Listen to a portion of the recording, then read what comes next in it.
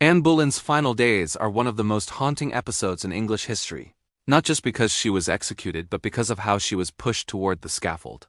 It was a sequence of events driven by ruthless political calculation, cold betrayal, and a chilling sense of inevitability.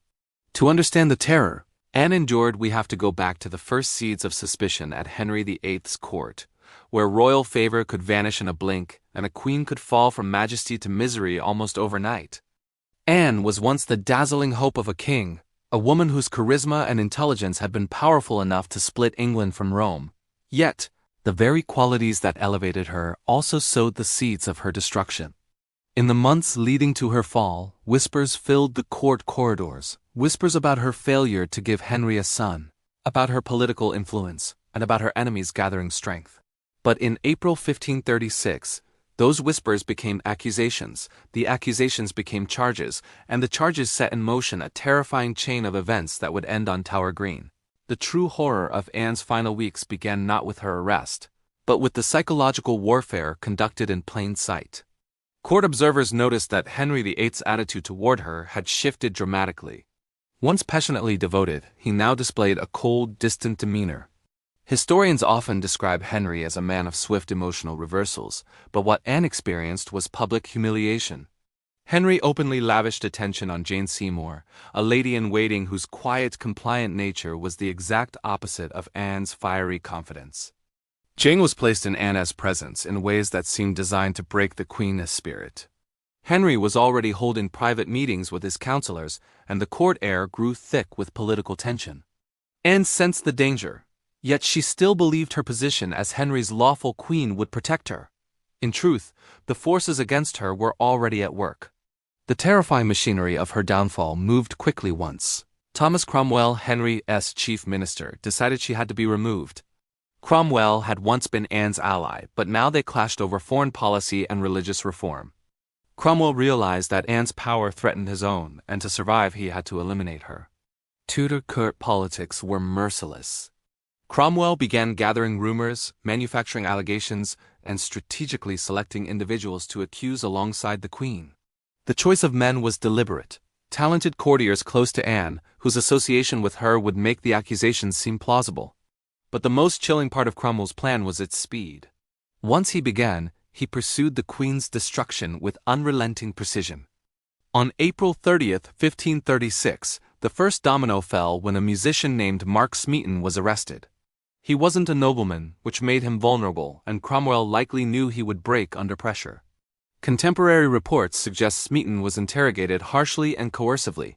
He confessed to something that no one could prove, yet his forced confession became the foundation of a case that would shake England. When Anne learned Smeaton had been taken for questioning, she felt the first tremor of dread, though she still couldn't imagine the scale of the trap being laid. As Smeaton's confession circulated, more men were accused: Henry Norris, William Brereton, Francis Weston, and even George Boleyn, Anne's own brother. Each arrest struck Anne like a blow. The terrifying part was that she was powerless to stop it. On May 2, 1536, Anne was summoned before the king's counselors. She was accused of adultery, treason, and improper conduct, a combination of charges designed to ensure no defense could save her. Adultery alone wasn't enough to destroy a queen. Treason alone could be debated. But combining the two created the appearance of a grave threat to the realm. The accusations were outrageous, yet the structure of Tudor justice meant the queen couldn't effectively challenge them. She had no legal counsel. She couldn't gather evidence. Her enemies controlled every step. When the guards arrived to escort her to the Tower of London, Anne realized her fate was already decided. She collapsed into shock, trembling and desperately proclaiming her innocence. But it was too late. The journey to the tower was perhaps the most terrifying part, because Anne knew what it meant. She had once entered the tower in celebration to become Henry's queen, but now she entered through the Traitor's Gate, a symbol of condemnation. The tower was not just a prison.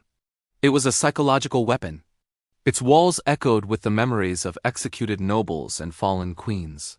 Placing Anne there served a dual purpose. It isolated her from allies and it broke her emotionally, ensuring she would be easier to convict. Anne was lodged in the royal apartments, ironically, the same rooms where she had awaited her coronation. The symbolism was cruel. Every stone, every echo, every shadow reminded her of the height from which she had fallen. The Queen of England was now a prisoner. In the Tower, Anne endured a kind of mental torment that no physical punishment could rival. Guards recorded her conversations, and every word she spoke was potentially twisted into evidence. She knew she was being watched, and her captors used this against her, hoping she would contradict herself or panic.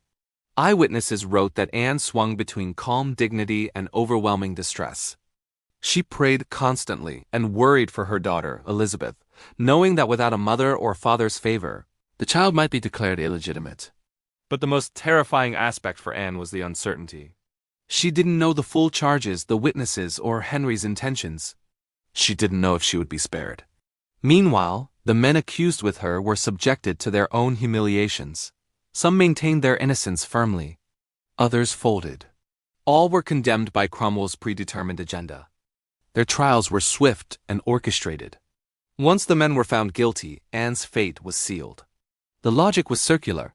A queen couldn't be innocent if all her alleged conspirators were guilty. On May 15th, Anne was put on trial in the Tower's Great Hall. Nearly 2,000 spectators gathered to witness the downfall of a queen.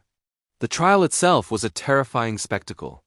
Anne stood alone before a court of peers, many of whom were her political rivals. The charges were read aloud, each one more shocking than the last. Anne responded with poise, wit, and unwavering denial. Even those who disliked her admitted she defended herself impressively, yet everyone knew the verdict had already been decided. A Tudor queen did not go on trial unless the king desired a conviction. When the guilty verdict was pronounced, Anne remained composed. The sentence declared she was to be either burned at the stake or beheaded. Henry later commuted this to execution by the sword, a method considered quicker and more dignified. To Anne, this was no comfort. It was just another reminder that she was completely at the mercy of a man who once claimed to love her more than anyone on earth. The days between her sentencing and execution were filled with psychological torment. The date of her execution was changed multiple times, leaving her in a torturous state of anticipation. Anne prepared herself spiritually, taking communion and speaking with her attendants. She also displayed a remarkable calmness that astonished her captors. Some believed she'd resigned herself to her fate. Others thought she hoped for mercy until the last moment. The executioner, a skilled swordsman from Calais, was summoned. Anne learned he was on his way before she was even officially told her execution date. On May 17th, the condemned men were executed, including her brother, George. The sound of the cannon announcing their deaths echoed through the Tower, and Anne heard it. She knew the next cannon blast would be for her. The grief of losing her brother, combined with the knowledge that she would follow, must have been crushing. Anne spent her last hours preparing herself, expressing concern for Elizabeth, and praying for those who wronged her. In the Tudor mindset, to die well was to show virtue. Anne was determined to face death with courage. On the morning of May 19th, she was woken early. She dressed in a gown of dark damask with a mantle of ermine, a reminder that she was still a queen. She pulled her hair into a coif to prepare for the sword. She walked from her lodgings to Tower Green with steady steps, passing onlookers whose eyes followed her every move. The terrifying part was not just the execution, but knowing she had been reduced from monarch to spectacle. On the scaffold, she gave a final speech that stunned everyone. She didn't accuse anyone or protest her innocence. She spoke with grace, praising the king and praying for him. Her words were a final act of survival for her daughter Elizabeth. Speaking against Henry could have endangered her. The crowd admired her courage. The executioner knelt before her in respect. Anne knelt, praying softly. Eyewitnesses later wrote that she faced death with more dignity than anyone they had ever seen. When the sword fell, Anne Boleyn's life ended, but the legacy of what she endured lived on. She wasn't executed because she was guilty.